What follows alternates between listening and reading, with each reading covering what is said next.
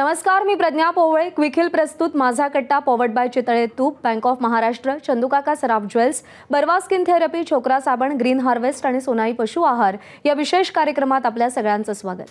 नगर जिल्हा हा साखर कारखानदारांचा जिल्हा म्हणून ओळखला जातो. नगर जिल्ह्यामध्ये आशिया खंडातला पहिला सहकारी साखर कारखाना स्थापन केला होता तो विठ्ठलराव विखे पाटील यांनी. त्याच नगर जिल्ह्याची सहकार ही देखील एक ओळख आहे.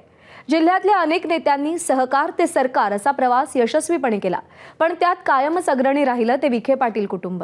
अनेक मंत्रिपदांचा अनुभव गाठीशी असलेले आणि राज्यातले मातब्बर राजकारणी म्हणून ख्याती असलेले राधाकृष्ण विखे पाटील यंदा पुन्हा शिर्डी विधानसभा मतदारसंघातून निवडणुकीच्या रिंगणात आहेत.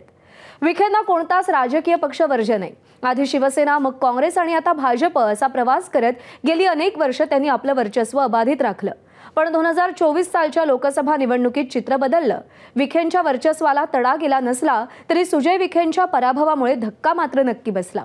आणि आता वसंतराव देशमुखांनी जयश्री थोरातांबद्दल आक्षेपार्ह वक्तव्य केलं आणि विधानसभा निवडणुकीच्या राजकारणाला वेगळं वळण मिळालं.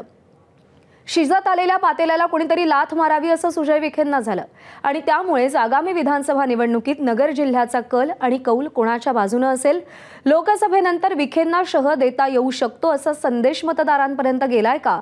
निवडणुकीत देशमुखांच्या वक्तव्याचे परिणाम काय होणार?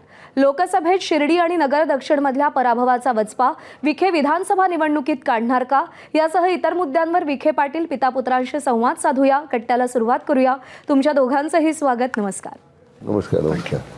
आपण ना राधाकृष्णजी सिनेमामध्ये जसं बघतो की दोन घराणी असतात, मग त्यांचा एकमेकांशी फार झगडा असतो आणि मग ते परंपरेनं तो एकमेकांमध्ये उतरत जातो. तसं काहीच आता बाकी महाराष्ट्रात जर कुठं उरलेलं नसलं तरी सुद्धा नगरमध्ये विखे आणि थोरात असा तो संघर्ष आम्हाला बघायला मिळतोय आणि तो पिढ्यांमागून पिढ्याने आता दोन नवे तरुण डॉक्टर आणि एकमेकांच्या समोर उभे असलेले, पुढच्या भविष्यामध्ये ते एकमेकांच्या समोर उभे असतील कदाचित, असं हे सगळं चित्र आहे. ही म्हणजे महाराष्ट्रातला आत्ताची सगळी राजकीय स्थिती वगैरे ह्या सगळ्याबद्दल बोलायच्या आधी ही जी सुरुवात आहे याची, या राजकीय संघर्षाची, ही कधी, कशी, कशामुळे झाली? राजकीय संघर्ष असा जो आपण जे उल्लेख केला इतका काही फार तीव्रता आहे त्याच्यामध्ये. कारण सुरुवातीपासनं पद्मश्रींच्या आमच्या आजोबांच्यापासनं, कारण त्यांच्या जो संगमनेर कारखाना आहे त्याचे संस्थापकच पद्मश्री होते. पहिले चेअरमन पद्मश्री होते कॉम्रेड दत्ता देशमुख, खता पाटील. काळाजोगात नंतर मग भाऊसाहेबांना आमच्या आजोबांनीच पुढं आणलं आणि मग कारखान्याचा त्यांच्या ताब्यात दिला. जिल्हा मध्यवर्ती बँकेचं नंतर मग मी अनेक वेळा आम्ही शाळेत असताना घरी भाऊसाहेब नगरला जाताना ते आमच्या आजोबां अगोदर घरी यायची लोणीला आणि मग ते पुढे नगरला जायचं. पण नंतरच्या काळामध्ये मग राज्याच्या राजकारणात स्वर्गीय वसंतदादा पाटलांचा एक गट तयार झाला आणि स्वर्गीय शंकरराव चव्हाणांचा एक गट तयार झाला. त्यातून जे काही वैचारिक मतभेद निर्माण झाले, प्रत्येकाने एक पोझिशन घेतलेली होती त्यावेळेला. पण ती इतकी तीव्रता नव्हती, कारण शेवटी राजकारणामध्ये त्या विचारधारेवर आधारित सगळ्या राजकीय प्रवास असायचा.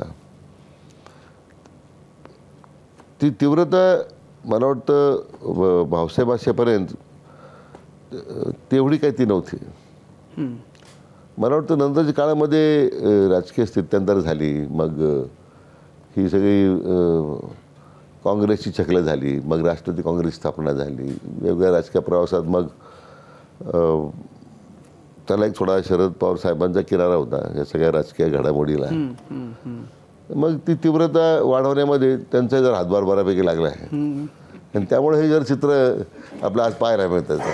अच्छा, म्हणजे आत्ताचं जे काही आहे त्याला बऱ्याच अंशी किंवा काही अंशी शरद पवार जबाबदार आहेत असं म्हणायचं? वादच नाही, त्यामध्ये काही निर्वादित येते. कारण हे पहिल्यापासून जो संघर्ष आमचा झाला, म्हणजे आमच्या वडिलांचा, पवारसाहेबांचा, त्यातून त्यांना कोणी जिल्ह्यामध्ये जोपर्यंत अस्वस्थता निर्माण करत नाही राजकीय, तोपर्यंत त्यांच्या जिल्ह्यामध्ये काही तसं मग साध्या राजकीय ही साध्य होणार नव्हतं. मग सगळ्या पक्षातल्या लोकांना त्यांनी आपापल्या पद्धतीने आमच्या वडिलांच्या विरोधात भूमिका घ्यायला लावली. त्याला ते हवा देत गेले. त्यात बाळासाहेब त्यांना बळी पडले आणि मग ती पुढे ती तीव्रता आणखी वाढत गेली. बाळासाहेबांची आत्ता एक मुलाखत झाली, त्यात बाळासाहेब असं म्हणाले की दुश्मनी पण अशी करावी म्हणजे इतक्याही टोकाची करू नये की पुन्हा जर कधी एकत्र यायची वेळ आली तर शर्मिंदा व्हावं लागेल, एकमेकांच्या हातात हात घेण्याची वेळ आली तर त्याची लाज वाटू नये, इतकीही दुश्मनी करू नये. तुम्हाला ह्या त्यांच्या विधानाकडे, या वाक्याकडे तुम्ही कसं बघता?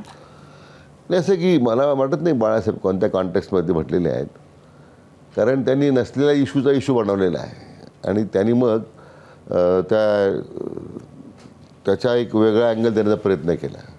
मला वाटतं बाळासाहेबांनी ही सल्ला देण्यापूर्वी स्वतःच एक आत्मपरीक्षण करण्याची गरज आहे की त्यांना ही कितीपर्यंत टाळायचं आहे, कितीपर्यंत पुढे घेऊन जायचं आहे. मला वाटतं की मला वाटतं की राजकीय त्यांची जी काही भूमिका आहे ती न मांडता मला वाटतं ते अधिक व्यक्तिगत पातळीवरच ते आता जास्त मला वाटतं त्यांनी लक्ष केंद्रित केलेलं आहे. त्याचा परिणाम आहे. त्यामुळे त्यांना मला वाटतं ही त्यांची जी विधान आहे एक प्रकारची इनसिक्युरिटी फिलिंग त्यांना वाटायला लागलेली असं माझं मत आहे. सुजय, म्हणजे महाराष्ट्रातला BJP मधला तरुण फायर ब्रँड नेता अशी आता तुमची इमेज बनत चाललेली आहे आणि खूप अपेक्षा म्हणजे नगर जिल्ह्याच्या, महाराष्ट्राच्या अशाही आहेत अर्थातच. पण हे काय होतं आहे असं की असं म्हणावं असं वाटतं की माझं पातेलं म्हणजे शिजत असताना कोणीतरी येऊन पातेल्याला लाथणार? नाही, आता सुरुवातीला जेव्हा मी संगमनेरला गेलो, आमच्या प्रचार सभा चालू होत्या, माझ्या आयुष्यातला फार अविस्मरणीय क्षण कालावधी राहणार आहेत. एक आठवडाभर फार कमी क्षण मिळतात माणसाच्या जीवनामध्ये जेव्हा लोक एखाद्याचं भाषण ऐकायला येतात. एका राजकीय व्यक्तीच्या जीवनामध्ये हे प्रसंग येणंच फार मोठी गोष्ट असते, फार मोठा अनुभव लोक असतो. जसं JP नारायण साहेबांना लोक स्वतःहून ऐकायला जायचे. मी पहिली जेव्हा सभा घेतली तर एक वाढदिवसाचा कार्यक्रम होता. मग ते लोकांनी आग्रह केला, नाही आता तुम्हाला लढवावं लागेल. मी म्हटलं एक काम करा, परवा इकडं सभा घेऊन दाखवा. तिकडं गेलो तर त्यापेक्षा जास्त गर्दी आणि मग आय स्टार्टेड सेन्सिंग की काहीतरी गडबड इथं आहे आणि काहीतरी परिवर्तन आता त्या ठिकाणी होणार आहे. आणि अशा प्रकारे सभा वाढत गेल्या. ज्येष्ठ शेतकरी, मुलं मोटरसायकलीनी बिना खर्चाचं सभा घ्यायला तसा खर्च बऱ्यापैकी लागतो, गाड्या द्यावं लागतात, जेवण द्यावं लागतं, कोणालाही जेवण किंबहुना त्या प्रकारे आमिष न दाखवता जेव्हा लोक सभा ऐकायला यायला लागले आणि भाषणातून मतपरिवर्तन होणं हे आजकालचं राजकारण राहिलं नाही. म्हणजे स्वर्गीय देशमुख साहेब होते किंवा मुंडे साहेब होते, त्या लोकांच्या भाषणातून मतपरिवर्तन करण्याची क्षमता असायची. ते एक अनुभव पाहायला मिळाला. आणि जेव्हा मी नेहमी सांगायचो की धांदरपळची सभा एकदा मोठी झाली, कारण की तो त्यांचा बालेकिल्ला होता, तर मी फॉर्म भरणार या बाबतीत मी सगळ्यांना शब्द दिला होता. आणि जेव्हा धांदरपळची सभा आमची झाली आणि ती इतकी मोठी झाली आणि मग तुम्ही त्या स्टेजवर जे घडलं ते दुर्दैवी आहे. आणि ते बोलून वसंतरावांना अध्यक्ष कोणी केलं सभेचं? त्यांना एकाच अटीवर अध्यक्ष करण्यात आलं होतं की ते बोलणार नाहीत. 2 दिवस आमचे सगळे माणसं त्यांच्याकडे होते की आम्ही तुम्हाला अध्यक्ष करू, मात्र तुम्ही भाषण करायचं नाही. अच्छा. आणि त्या अटीला त्यांनी मान्य केल्यानंतरच ते अध्यक्ष केले गेले. तुम्हाला अंदाज होता की असं काहीतरी करू शकतात, बोलू शकतात? नाही, त्यांचं मला कसं आहे की ते अनेक वेळेस त्यांनी असं वक्तव्य केलं किंवा एवढ्या खालच्या पातळीचं नसावं, पण टीका टिप्पणी त्यांनी अनेक वेळेस केली आहे. मधल्या काळात त्यांना मारहाण पण झालेली आहे. काँग्रेसचं तिकीट मागायला गेले तेव्हाही थोरात समर्थकांनी त्यांना मारहाण केली. तसं त्यांचा वादग्रस्त एक प्रवास राहिला आहे. पण वादग्रस्त म्हणजे कसं की राजकीय टीका टिप्पणी करणं हे थोडंसं पर्सनल लेवलला गेल्यामुळं दुर्दैवी घटना घडली. अदरवाईज ते जेव्हा बोलतात तेव्हा प्रदीर्घ काळ बोलताना लोक उठून जातात. जेव्हा आपण पाहिलं अनेक राजकीय सभेमध्ये लोकांना माहीत असतं की कोण भाषणाला उठलं तर आपल्याला बाथरूमला जायचं असेल, पाणी प्यायला, माणूस ठरवलं असतो की हा उठला तर मी जाणार माझं मोकळं काम करून घ्यायला. तसं त्यांचं भाषण तर ते नेमकी उठले, त्यामुळे कोणीच भाषणात लक्षात देत नव्हतं. 2 लोकांनी जाऊन थांबवायचा प्रयत्न केला पण ते थांबले नाही. मी आपल्या कामात भाषण देत बसलो, कारण की दुसरं माझं होतं ते काय झालं त्यावर आणि गोंधळ कधी उडाला हे दुर्दैवाने लक्षात नाही आलं. नाही, पण जेव्हा ते बोलत होते तेव्हा ते ऐकलं होतं का ते काय बोलतात? अजिबात नाही. मी ते काय बोलत होते, जसं आता मी स्वतःला मोठा नेता मानत नाही, पण त्या स्टेजवर मी मेन सेंटर ऑफ अट्रॅक्शन होतो. जेव्हा कोणी मोठा नेता असतो ना त्याला माहीत असतं की जेव्हा कार्यकर्ते भाषण करतात, अनेक वेळेस तुम्ही TV वर पहा, जे वक्ते असतात जे गर्दी पाहून गरम होतात ते मी नेत्याकडे पाहतात, साहेब साहेब मी काय बोलतो ऐका असं. कारण की नेते फार ऐकत नाही, स्टेजवर कोण काय बोलतंय ते चालू दे बाबा, आता ते मान सन्मानाचा भाग असतो, मी माझं भाषण तयार करतो. तसा प्रसंग होता. मी माझ्या मोबाईलवर होतो, इतर ठिकाणी माझ्या वडिलांच्या विधानसभेत काय चालू आहे, आणि मला ते शेरो शायरी जी मी बोलायला लागलो ते मग स्वतःच लिहितो. त्यामुळे मी जरा डोकं लावून लिहित होतो आणि ते शिट्ट्या बिट्ट्या वाजल्या. म्हटलं काय झालं बाबा, पण म्हटलं काहीतरी, मी म्हटलं आता बसवा यांना काही करून. आणि मी झालो सेल्फी काढत होतो, जेव्हा गोंधळ उडाला मी म्हटलं काय झालं बाबा, काय चाललंय. नाही त्या म्हटलं काय बरोबर काय, ते म्हटलं वसंतराव असं बोलले. म्हटलं संपला विषय. आणि ते एवढं संपला विषय म्हणजे आता आपण जे काही सगळं शिजवलं त्यावेळेला लक्षात आलं, त्याच वेळेला लक्षात आलं. त्यावेळे म्हणजे आता ते कसं परसिव्ह होईल, हा एक हे एवढं मोठं दंगलीचं सगळं घटना घडलेलं वाटलं नव्हतं. तेव्हा परसेप्शन चुकीचं जाईल आणि लोकांच्या मनामध्ये त्यांना एक मुद्दा मिळाला. माझ्या विरोधात त्यांच्याकडे मुद्दा नव्हता. ज्या पद्धतीने मी त्यांना टार्गेट करत होतो, they didn't have a single point against me, की माझ्याकडे असं विरुद्ध मुद्दा. पण ते मुद्दा जेव्हा सापडतो तेव्हा मग राजकारण गडूळ व्हायला सुरू होतं. आणि मला हे नको होतं की माझ्यामुळे मुलांना मारहाण व्हावी, दंगली व्हाव्यात. कधीतरी राजकारणामध्ये थांबणं पण आलं पाहिजे. तर त्या प्रसंगामध्ये माझे कार्यकर्त्यांचं जर जीव जात असेल तर मला ते संयुक्तिक वाटलं नाही. साहेबांची आम्ही चर्चा केली आणि जागा पण सुटली नाही. त्यामुळं सगळ्याच गोष्टी घडल्या आणि मग आता तुमच्यासमोर आहे. नाही, त्याच्यामध्ये एकच मुद्दा फक्त जस्ट टू इंटरफेअर काय की त्यांची पार्श्वभूमी आहे थोरातांच्या राजकारणाची, ही सगळी गुंडगिरीची आहे. म्हणजे पूर्वीच्या काळामध्ये थेट कॉलेजमध्ये प्राध्यापकाला जाऊन मारहाण करण्यापर्यंत 51 दिवस त्या कॉलेजच्या लोकांनी संप केला होता. कारण कोणी मारहाण केली आता मी नाव घेऊ इच्छित नाही. नंतर एकदा कारखान्याची निवडणूक आपण हरणार हे लक्षात आल्यानंतर त्यावेळेचे जे ज्येष्ठ नेते होते कॉम्रेड कारभारी कडलं, यांच्यापासून त्यानं मारहाण करून दंगल घडवली. नंतर ते बूथ ताब्यात घेऊन शिक्के मारले आणि त्यांनी कारखाने निवडणूक जिंकलेले आहे. म्हणजे आपण जो एक चेहरा पाहतो तालुक्याचा त्यांच्याबद्दलचा, मवाळ सोजवळ, खरं म्हणजे मी खरं तुम्हाला विनंती करणार, एकदा तालुक्यात मी एकदा खरंच निपक्षपाती फिरून घ्या, एकदा अंदाज घ्या. म्हणजे त्यांना तुम्हाला त्यांचा जो सोजवळ चेहरा महाराष्ट्रातला ते तुम्हाला मान्य नाही. मला मांडण्याचा प्रश्न नाही आहे, तो तुम्ही अनुभवला पाहिजे. म्हणजे तुमच्या लोकांनी अनुभवला पाहिजे. शेवटी काय मी असं म्हटल्यानंतर आपण म्हणणार मी राजकीय विरोधक म्हणून बोलतो. आपण खरंच पाहिलं पाहिजे. आज ज्यावरती सुजयच्या सभेला 8-8 हजार 7-7 हजार लोक विना गाड्यांची जमतात, हा लोकांचा उद्रेकच होता कमिंग आउट की आता पर्याय मिळाला आपल्याला. नाहीतर एवढं घाबरण्याचं तरी काही कारण नव्हतं. आज तुम्ही जर त्या दंगलीनंतर पाहिलं चंद्रपूरच्या, कोण होतं गाड्या फोडायला? स्वतः थोरातांचे बंधू होते ना, आणि त्यांचे स्वयंसहाय्यक, त्यांचे सगळे जिल्हा परिषदेचे लोक. राग काय होता? त्यांचं संपूर्ण राजकारण वाळू आणि क्रशर माफियावर अवलंबून होतं. आणि आमच्या पूर्वी आम्ही एकत्र बसतो त्यावेळी चर्चा व्हायची. मी म्हटलं बाळासाहेब तुझं बरोबर नाही, वाळू तुमचा धंदा बंद केला पाहिजे. कारण आमच्या वडिलांचा फार विरोध होता वाळूच्या धंद्यासंदर्भात. ते नेहमी आमच्यावर टीका करायचे. तर ते मला म्हटल्यावर राधाकृष्ण पाटील माझं त्याच्यावर माझे 10,000 लोक जगतात. आणि मी महसूल मंत्री झाल्यानंतर इतका त्याला चाप लागला. आज वाळूचा व्यवसाय, वाळू माफिया थंड झालेत, क्रशर माफिया थंड झालेत. त्यांचं हे सगळे माफिया राजकारण सांभाळायचं चालू घेतलं. गावोगावी लोकांमध्ये दडपशाही निर्माण करणं, दडपण निर्माण करणं, तो पैसा त्या निवडणुकीत वापरणं, मूळ त्याला चाप लागल्यामुळे खरं त्यांची अस्वस्थता होती. आणि मग हे तुम्ही दंगलीत जे पाहिले लोक कोण होते, हे सगळे माफियाच होते. त्या तालुक्यात गुंडगिरीचं राजकारण आज नाही आहे. त्यामुळे मला म्हणजे चांगली मला संधी दिली तुम्ही. खरं मग यापूर्वी मला कट्टर बोलायला पाहिजे तुम्ही, पण तुम्ही माझा म्हणजे तुम्ही फार उशिरा मला तुम्ही संधी दिली, आभारी आहे त्याबद्दल. पण हे खरं अनुभवलं पाहिजे तुम्ही. का तो जो चेहरा आहे ना, त्या मुखवड्यामध्ये मग काय हे तुम्हाला पाहण्याची गरज आहे. मी सांगण्यापेक्षा आपण अनुभवलं पाहिजे तालुक्यात जाऊन.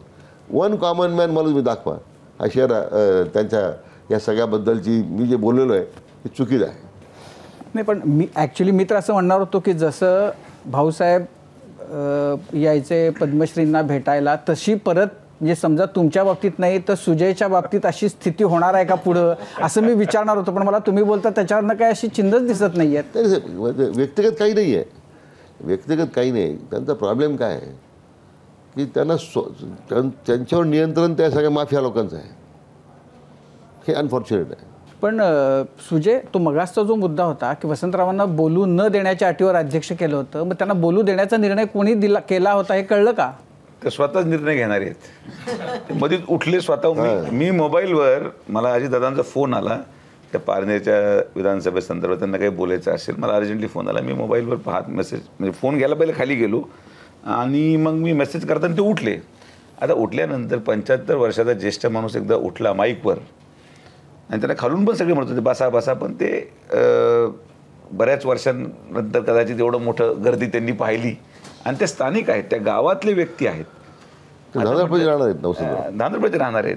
म्हणून आपण इतर सभेमध्ये कुठं होते ते नव्हते, ते आमचे फार प्रमुख वक्ते असते तर माझ्या प्रत्येक कार्यक्रमात असते, ते कुठंच नव्हते. ते नेमकी त्या गावात कार्यक्रम असल्यामुळे आता शेवटी थोडा मान सन्मान ठेवला पाहिजे आणि ते आपोआपच सुटले. स्टेजवर बसणाऱ्या माणसाची जर जबाबदारी असेल वक्त्याची, तर मग जे शिवसेना उबाटा गटाच्या स्टेजवर एक आमच्या महिला भगिनी बोलतात, त्यांची जबाबदारी उद्धव साहेब घेणार का? You see the way they speak. आमच्या मतदारसंघामध्ये येऊन आम्ही कुत्र आहोत, आम्ही पिसाळलेले आहोत, मी 3 वर्ष सहन केले. भाषेत बोललेले आहेत आणि व्हिडिओ दाखवला मी आंबोऱ्याच्या सभेला, लाईव्ह टेलिकास्ट केलं मी. म्हणून कधी साहेब आम्ही अंगावर नाही गेलो कोणाचं.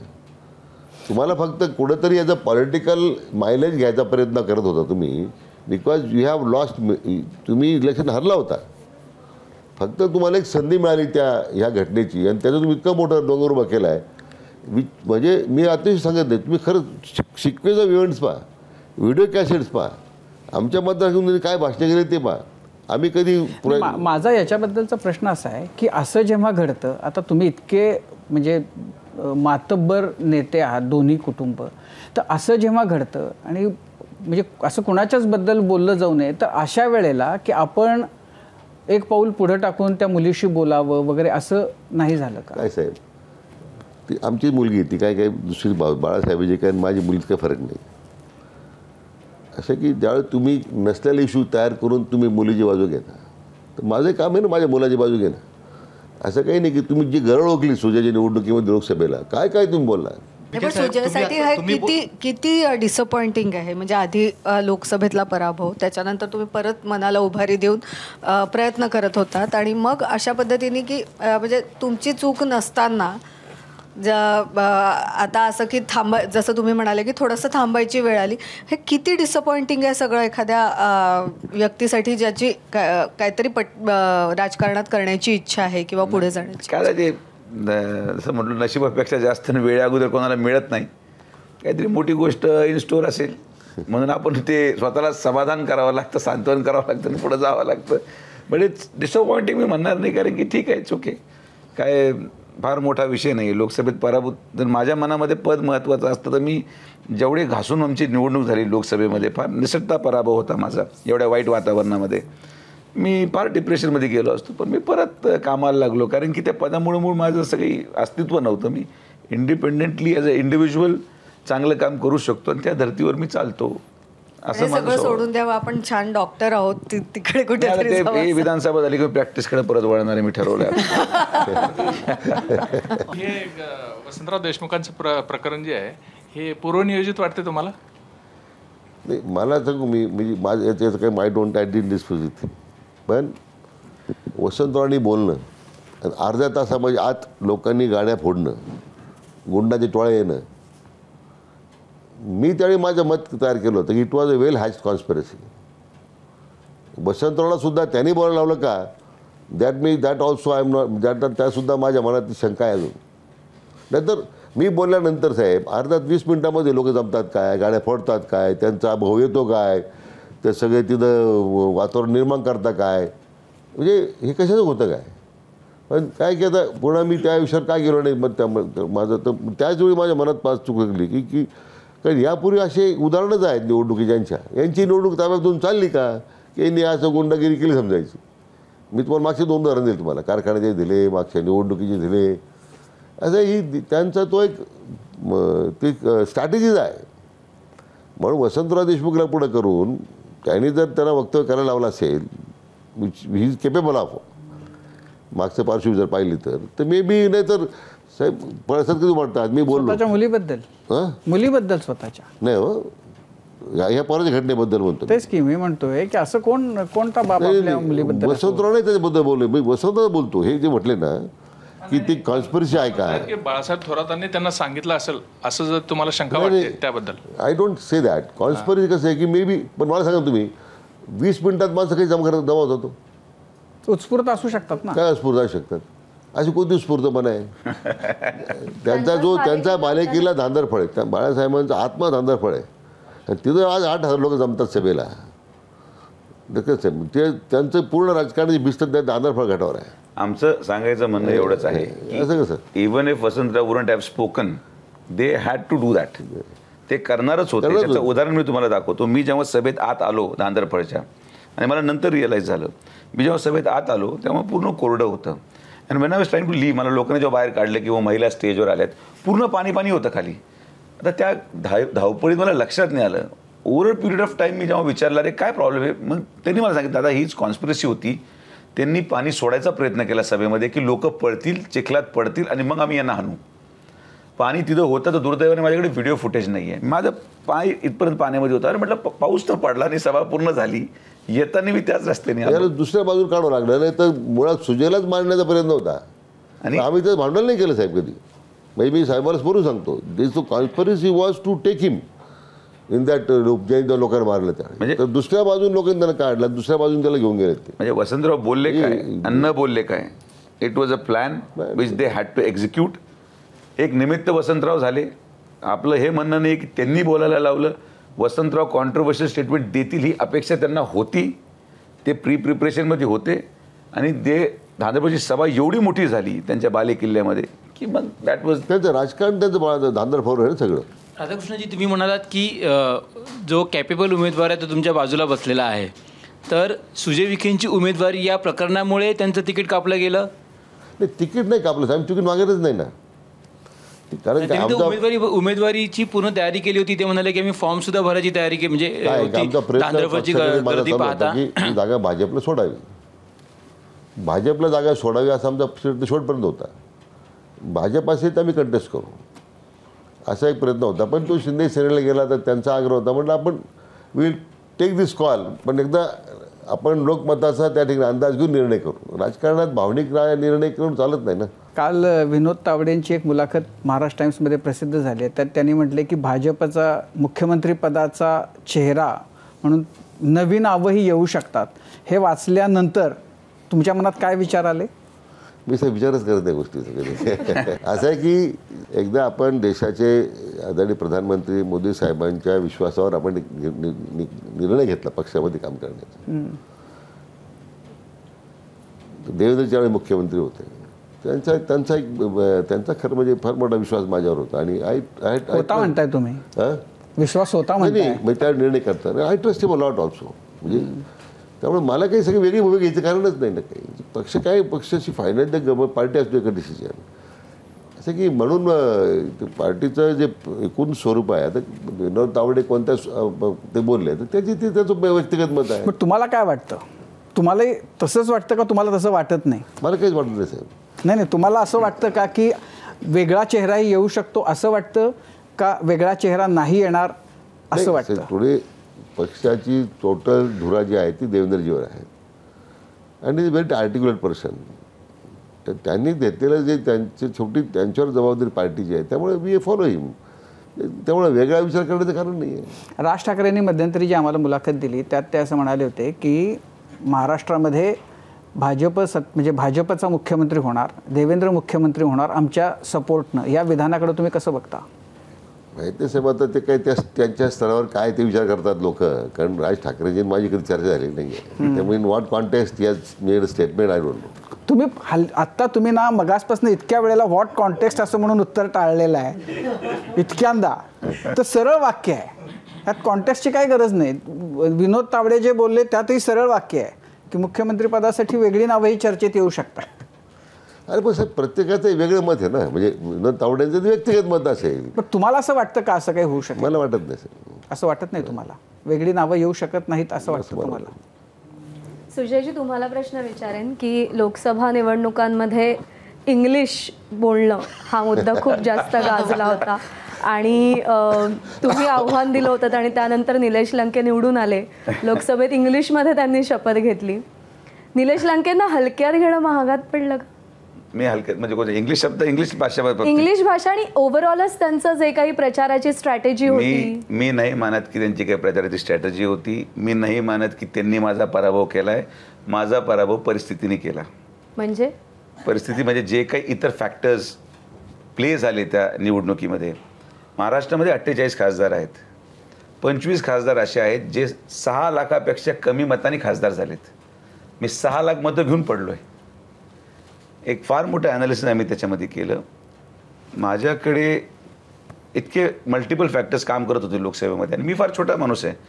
एवढे मोठे मोठे आमचे नेते पंकजाताई आहेत, दानवे साहेब आहेत, जेवढे प्राबल्य असलेले अनुभवी राजकारणी ते देखील त्यांचा पराभव त्यांना स्वीकार करावा लागला. त्यांना पाडणारा व्यक्ती हा कोणी फार मोठा व्यक्ती नव्हता.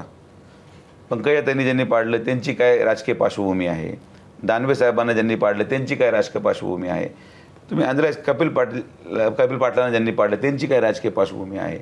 हे जे खासदार निवडून आलेले आहेत बरोबर आणि जे पडलेले आहेत, तुम्ही दोघांचं जर कंपॅरिझन केलं तर तुम्हाला त्याच्यामध्ये माझं उत्तर मिळून जाईल की it is not a individual based election only. त्या व्यक्तींकडून पराभव माझा झाला हे मी मान्य यासाठी करू शकत नाही की एवढे मल्टिपल फॅक्टर्स प्ले करत होते. आता आज या परिस्थितीमध्ये तुम्ही लोकसभा लावा, तुम्हाला तुमचं उत्तर मिळेल. पण ही इलेक्शन म्हणजे राजा विरुद्ध रंक अशा पद्धतीनं जी केली गेली आणि त्यात परत तो इंग्रजीचा मुद्दा जो आला, तर तो इंग्रजीचा मुद्दा तो बोलून गेल्यानंतर हा आपल्या विरोधात जाईल असं वाटलं 100%. असं कळलं होतं. असं मला वाटलं की ते. पण मी हे वाक्य मागच्या लोकसभेमध्ये वापरलं होतं. तुमच्या माहितीसाठी सांगतो. मागचे जे उमेदवार होते माझ्या विरोधात त्यांच्याबद्दल पण मी हेच वाक्य वापरलं होतं. ॲज अ सेड, वातावरण कसं असतं त्याच्यावर तुमचं स्टेटमेंट परसिव्ह केलं जातं. आता हा जे मी तेव्हा बोलायला अजून गेलो असतो तर अजून त्याच्यावर वाद पेटवला असता. म्हणून तुम्ही जे म्हटले, yes I realise it the moment I said it. माझ्या ते वाक्यरचनेमध्ये नव्हतं. मी शपथ सांगतो माझ्या भाषणामध्ये तो विषय नव्हता. मला नव्हतं माहिती की माझ्या सभेमध्ये ते माझे स्क्रीन लावली होती त्यांनी. संग्राम जगतापची ती सभा होती, राष्ट्रवादी काँग्रेसचा कार्यक्रम होता आणि त्यांनी त्या स्क्रीनमध्ये माझे इंग्लिश भाषणं दाखवले आणि त्याच्यातून मी म्हटलं हा मुद्दा पण असू शकतो. आणि नुकतंच एक दिवस अगोदर मी माझ्या मुलीला हॉस्टेलला टाकून आलो. फर्स्ट टाईम माझी मुलगी आयुष्यामध्ये मी माझ्यापासून लांब केली, हॉस्टेलला टाकली. मी त्या इमोशनल सायकोलॉजीमध्ये झालो आणि ते भाषण पाहिल्यावर म्हटलं काय आपण तर भारी बोलतो आहे इंग्लिश, आपण ते बोलू. आणि ते होऊन गेलं त्या घटनेमध्ये. It's all multiple. आणि एखाद्या जसं म्हटलं ना की एखादी गोष्ट होणार असते ते बोललं आणि परत एकदा लाथ घातली पातेल्याला. आपणच घातली असं. सुजयजी, तुम्ही मगाशी पराभवाचं विश्लेषण करताना जी बाकीची जी उदाहरणं दिलीत, म्हणजे पंकजाताईचं उदाहरण दिलं, रावसाहेब दानवेचं उदाहरण दिलं आणि एक तुम्ही म्हणाल की मल्टिपल फॅक्टर्स त्यावेळी कारणीभूत ठरले. त्यातला महत्त्वाचा फॅक्टर जो आता भाजपने सुद्धा मान्य केलेलं आहे की जरांगे फॅक्टर किंवा मराठा आरक्षणाचा फॅक्टर त्यांनी त्यामुळे यांचा बऱ्यापैकी पराभवासाठी ते कारणीभूत ठरलेलं आहे. आता विधानसभेच्या तोंडावर ह्या सगळ्या फॅक्टर्सचा किती परिणाम होईल, काय चित्र आहे सध्या, ग्राउंड रिॲलिटी काय आहे, तुम्हाला काय वाटतं? नाही, आता विधानसभा ही इंडिव्हिज्युअल बेस निवडणूक आहे चेहऱ्यावर. आता आमच्या मतदारसंघामध्ये आम्ही भारतीय जनता पार्टीमध्ये असून देखील काल जेव्हा जे पी नड्डा साहेबांची सभा झाली, माझ्या मोटरसायकल रॅलीमध्ये सर्व मुस्लिम समाज तमाम भाजपचा झेंडा घेऊन मोटरसायकलवर होता. तर आपण जर भेदभाव नाही केला लोकांमध्ये जातीच्या नावावर, धर्माच्या नावावर, तर लोक देखील तुम्हाला मतदान टाकताना हा भेदभाव ठेवत नाहीत. किंबहुना प्रत्येकाला समान संधी असेल. तर विधानसभेमध्ये माझं असं व्यक्तिशः मत आहे की उमेदवार कोण, त्याचं समाजामध्ये किंबहुना त्या पेरिफेरीमध्ये त्यांनी तुमच्यासाठी काय केले याच्यावर बहुतांश गोष्टी अवलंबून असतात. वेअरएज इन लोकसभा देशाचं वातावरण, देशाचं वारं, राज्याचं वारं आणि मग उमेदवार इंडिव्हिज्युअल कॅपॅसिटी 25%, विधानसभेमध्ये 65%. पण यालाच घेऊन आत्ता म्हणजे आजच पंकजा मुंडेंची एक मुलाखत प्रसिद्ध झाली आहे ज्यात त्यांनी म्हटलं की मी हे मान्य करीन की किंवा मी हे बोलून दाखवते की बटेंगे तो कटेंगे हे मला ते मान्य नाही, अशा प्रकारची वक्तव्य. म्हणजे अजित पवारही याबद्दल बोलत आहेत. अजित पवारांनीही याची गरज नाही असं म्हटलं आहे. तुम्हाला हे जे हिंदुत्वाचा म्हणजे केलेली कामं पुरेशी आहेत का हिंदुत्वाचा एक त्याच्यामध्ये तडका आवश्यक आहे देणं असं वाटतंय? नाही, आपण जी सार्वजनिक कामं करतो ती महत्त्वाची आहेच आहे. परंतु जी आपली विचारधारा आहे, ज्याच्यावर आधारित आज आम्ही पक्षामध्ये काम करतो, तर ती सुद्धा हिंदुत्वाचा आहे, त्याला मोठा आधार आहेच आहे ना, तो मान्यच केला पाहिजे. तुम्हाला बटेंगे तो कटेंगे ही जी वक्तव्य जी झालेली आहे त्याचं मात्र मला विचारलं तर मी ते समर्थन करू शकणार नाही त्याचं. कारण असं आहे की जे वास्तव आहे ते वेगळं आहे. ठीक आहे, त्या राज्याच्या राजकारणामध्ये ती काही त्यांच्या स्थितीत त्यांनी काय वक्तव्य केलं, पण ते नेते आहेत शेवटी. त्यांनी ज्या पार्श्वभूमीवर वक्तव्य का केलं, कसं केलं, तर त्यांचा म्हणजे त्यांनी काय विचार केला असेल मला माहीत नाही. पण महाराष्ट्रामध्ये तशी स्थिती असं मला वाटत नाही, म्हणजे ज्या पद्धतीने त्यांचं वक्तव्य आहे. म्हणून बऱ्याच ठिकाणाहून ज्या काही त्याच्यावर असहमती दिसते याचं कारण ते असलं पाहिजे. पण या इलेक्शनमध्ये रजाकार आलेत, या इलेक्शनमध्ये बटेंगे तो कटेंगे वगैरे असे सगळे मुद्दे आलेत. तर ह्याची महायुतीला आत्ता गरज आहे का तुम्हाला तुमच्या कामाच्या जोरावर तुम्ही परत सत्तेच्यापर्यंत पोहोचू शकाल असं वाटतं? नाही सर, कसं आहे की महायुती ही कामाच्या माध्यमातूनच पुढे सत्तेवर येईल. परंतु हिंदुत्वाचा जो मूळ गाभा आहे, आधार आहे, तो शेवटी आमचा तो आत्माच आहे. त्याच्यावर आधारितच उद्या ही सगळी सत्तेची समीकरणं आपण ठिकाणी आपण मांडतो. पण जी काही वक्तव्य आहेत आपण ज्याचा उल्लेख केला, तो काही त्याच्यासाठी ती आवश्यकता नाही आहे. पण मला खरंच कुतूहल आहे की आत्ता तुम्ही म्हणालात की हिंदुत्व हा आमचा आत्मा आहे. हे तुम्हाला म्हणजे हे झालं असं सेल्फ रिअलायझेशन की आता आपला हिंदुत्व हाच आपला आत्मा आहे, जी काँग्रेसची विचारधारा ज्याच्यामध्ये आपण जन्मलो वाढलो त्याच्याशी आता आपला तो आत्मा नाही? नाही, ती मूळ जी काँग्रेस होती ना विचाराची ती संपलेली आहे.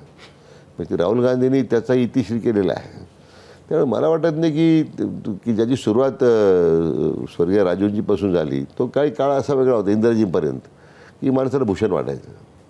नंतरच्या काळामध्ये त्याचं ते सगळं व्यापारीकरण झालं आणि आज जी काँग्रेसची अवस्था आहे त्याच्यामध्ये कोणता धर्म, कोणता याचा आधार राहिलेला आहे, जो एक याचा आपण ज्याला म्हणतो की समाजवाद होता, त्याच्यामध्ये धर्मनिरपेक्षता होती, नाही उरलेलं असं तुम्हाला आता नाही राहिलेलं. I don't think so. तुम्हाला काँग्रेस सोडायच्या मागचा विचार काय होता? का म्हणजे आपण सत्तेत परत जाऊ हा होता की आपल्याला आता इथे हे जे सगळं वैचारिक गोंधळ आहे? असं की 91च्या प्रभावानंतर आमची ज्यावेळी सुप्रीम कोर्टापर्यंत सगळ्या केसेस झाल्या आणि तिथं पवारसाहेब मुख्यमंत्री होते, तेव्हा त्यांना खरं म्हणजे he was connected for current practice.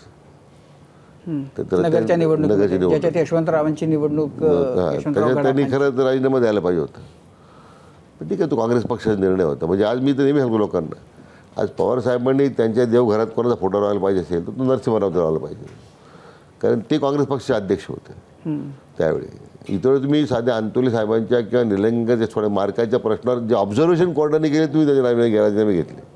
इथं your integrated for current practice. तर पण तरी त्यावेळी त्यांना अभय दिला नरसिंहरावांनी. पण नरसिंहरावांच्यामुळं आय थिंक म्हणून मी म्हटलं की त्यांची राजकीय सगळी जी आज तुम्हाला काय वाटतं नाहीतर त्यांचं राजकारण संपलं असतं? नाही, राजकारण कोणी संपत नाही आहे. हे कसं आहे की कोणी संपवण्याची भाषा करत असेल तर चुकीची आहे, अजिबात नाही. मुळात मुद्दा काय आहे की त्यावेळेचं जे पॉलिटिकल सर्वायवल असतं ना ते महत्त्वाचं असतं. नंतर 55 निवडणुका झाल्या, तेच मुख्यमंत्री होते आणि मी आमदार झालो काँग्रेस पक्षात. 95ला मनोहर जोशी मुख्यमंत्री झाले. नाही, ज्यावेळी निवडणूक झाली सत्तांतर झालं मग मनोहर जोशी मुख्यमंत्री झाले. मुख्यमंत्री पद पवार साहेबांच्या नेतृत्वाखाली निवडणूक लढलो ना आपण. मग ते सत्तांतर झालं, मनोहर जोशी झाले. पण तो काही तो राग डोक्यात होता ना आमच्या वडिलांबद्दलचा, कोर्टाचा, तो त्याचा इतका मला मानसिक त्रास होत होता पक्षात राहून. ना एकदा बाहेर पडून आपण एकदा जाहीर भूमिका घेऊन एकदा लढाई समोर आमने सामनेच करू असा विचार केला. त्यावेळी निर्णय केला. त्यावेळी मी स्वर्गीय शंकरराव चव्हाणांना भेटलो. मी जाऊन किंवा असंच निर्माण करावं लागेल, करायचं आपलं. मला अस्वस्थ आहे म्हटलं एकदम पार्टीमध्ये. मी हे रोज मान अपमान मला काही सहन होत नाही. तर ते मला म्हटले की राधाकृष्ण विचारपूर्वक निर्णय घेतो. शेवटी असं मी तर काही संरक्षण देऊ शकणार नाही तुला,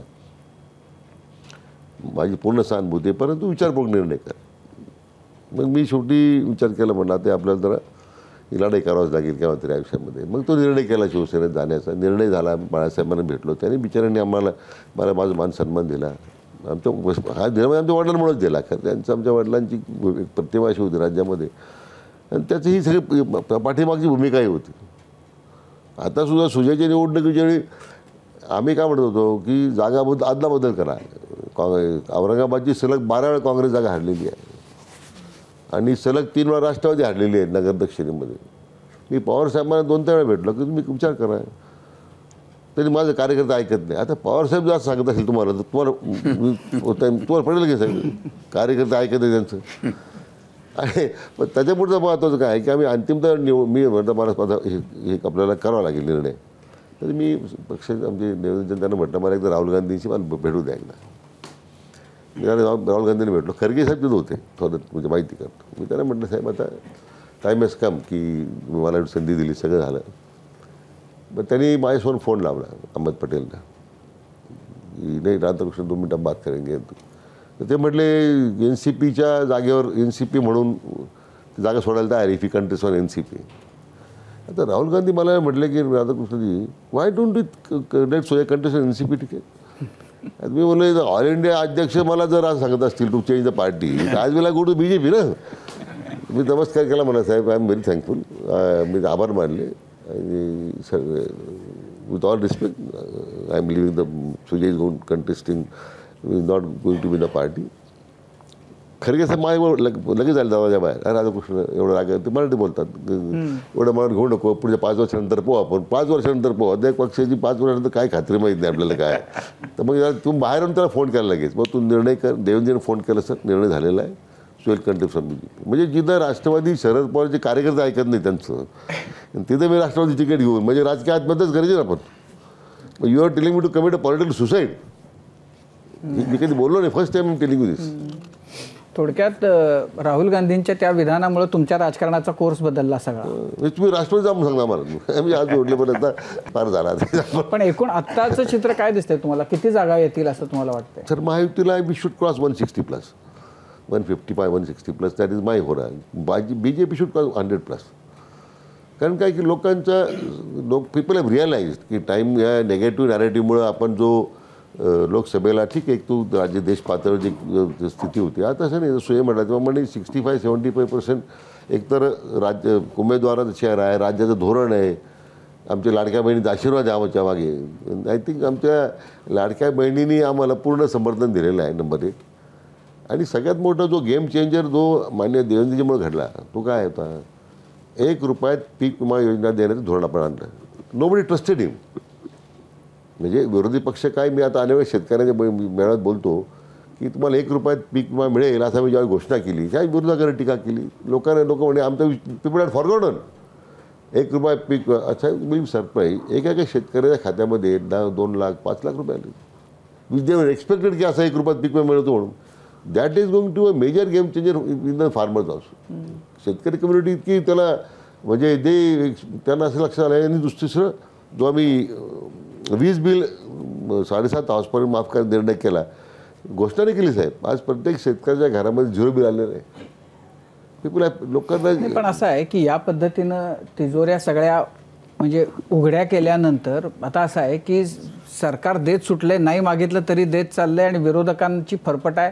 त्यांना विरोध केला तर कसा करायचा विरोध अशी त्यांची अवस्था आहे. याच्यामध्ये राज्याची आर्थिक स्थिती, राज्याचं आर्थिक आरोग्य ह्याचा जो काही त्याचा गंभीर पेच प्रश्न निर्माण होतोय किंवा होणार आहे. नाही मला वाटत नाही साहेब. असं आहे की आज उदाहरणार्थ एकच मिनिट मागे गो बॅक 80% लोकांना अजूनही मोफत धान्य योजना चालू आहे जी आदरणीय मोदी साहेबांनी सुरू केली, आनंद शिदा सुरू केला. ह्या योजनाचं आपण जे केलं सर महाराष्ट्रामध्ये ती कॅपॅसिटी आहे टू जनरेट फंड्स. कारण देश 5 ट्रिलियन इकॉनॉमी ज्यावेळी आपण देशाचा विचार होतो तर महाराष्ट्रामध्ये 1 ट्रिलियन इकॉनॉमी निर्माण करण्याची क्षमता या राज्यामध्ये आहे ना. तर सोशल स्कीम्समध्ये लोकांना जर आधार देत असो आपण, लोकांच्या अपलिपमेंट ऑफ दी लोकांच्या ज्या जीवनमानाचा स्तर उंचावत असेल तर हे स्पेंडिंग काही चुकीचं असं मी अजिबात मानत नाही. या राज्यात कॅपॅसिटी आहे तेवढा निधी उभा करण्याचा. मी आता महसूल मंत्री म्हणून 50,000 कोटीचं आम्ही जे उत्पन्न देतो आहे स्टॅम्प ड्युटीतून वगैरे, I think by this we could go up to जेवढी सुलभता येईल मे बी आम्ही एक्सपेक्ट केलं की next 2 years will go to 70,000 crores also. तर तुम्ही क्षमता आहे राज्यामध्ये. नगर आणि एकूण तुमच्या पट्ट्यामध्ये काय चित्र असणार आहे युतीचं? नगरमध्ये किती जागा जिंकाल तुम्ही? महायुतीला 12 पैकी माझ्यामध्ये कमीत कमी 7 जागा जिंकाल. गेल्या खेपेला किती होत्या? आता तसं ते पूर्वी शिवसेनेची वेगळी होती, आता भाजपची त्यावेळी आमचे 2 दोघं निवडून आला मी. आता ही जागा येतील पण म्हणजे दिस अ गेम चेंजर या सगळ्या योजनेतून. उमेदवाराची ताकद आहे, नेतृत्वाचा पाठबळ आहे. I think will win good this time.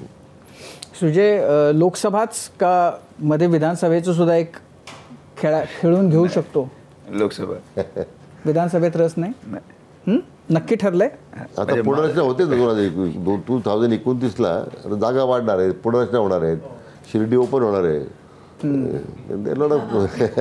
Delhi is ज्याला म्हणतो ना फार वेगळं काम करायला फार आवडतं मला. असं म्हणतात की धनुष्यातून सुटलेला बाण आणि तोंडातून बाहेर गेलेला शब्द परत घेता येत नाही आणि मग तो कोणाच्या वर्मी बसेल आणि त्याचे काय परिणाम होतील सांगता येत नाही. साईबाबांनी शिकवलंय श्रद्धा आणि सबुरी. भाषणं करताना सबुरी आणि कार्यकर्त्याने नेत्यावर श्रद्धा ठेवणं खूप जास्त गरजेचं असतं. सध्या महाराष्ट्राची सामाजिक परिस्थिती पाहिली तर भिंती खूप मोठ्या झाल्यात, भक्कम झाल्यात आणि राजकीय नेत्यांमधल्या भिंतीही तेवढ्याच भक्कम आहेत, घट्ट आहेत.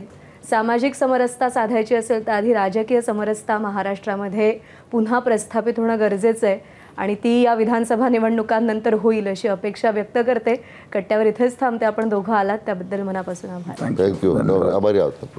आणि यासोबत विखील प्रस्तुत माझा कट्टा, पॉवर्ड बाय चितळे तूप, bank of Maharashtra, चंदूकाका Saraf jewels, बरवा स्किन थेरपी, छोकरा साबण, ग्रीन हार्वेस्ट आणि सोनाई पशु आहार या विशेष कार्यक्रमात आत्ता इथेच थांबूया. प्रत्येक बातमीच्या अपडेट्ससाठी पाहत रहा ABP माझा.